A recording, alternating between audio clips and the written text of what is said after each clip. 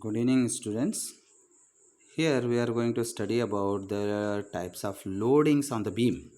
So here we will first go through the different types of loading, in which the first one is nothing but the concentrated load, also called as a point load.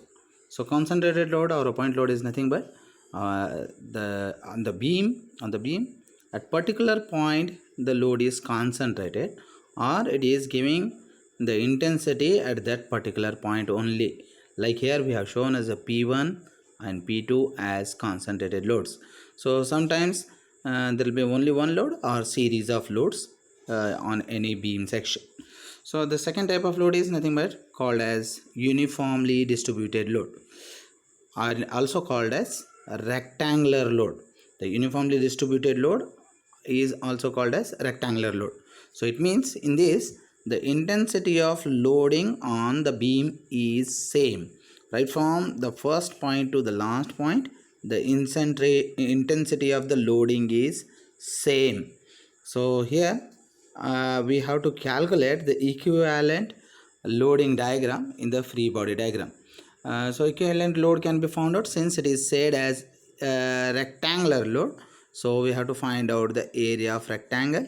That is here we are showing this as area of rectangle as W, and the span of the beam is L. So W into L, area of rectangle, that is W into L kilonewton, is the concentrated load. So what we have did here, we have converted the uniformly distributed load into a point load, that is nothing but the equivalent point load.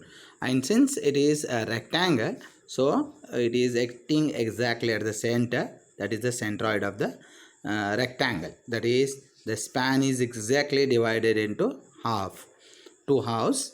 So here it is L by 2 and L by 2.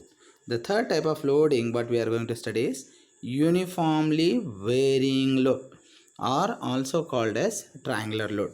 In the triangular load, the intensity of load at the first point is 0 and at the last point is maximum, that is nothing but W kilonewton per meter for the span of L.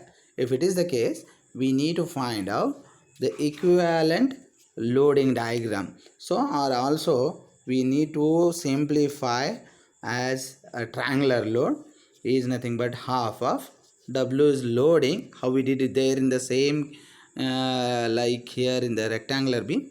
Here it is W is the loading, now L is the span. Since it is triangle, half into W into L, that is nothing but area of triangle.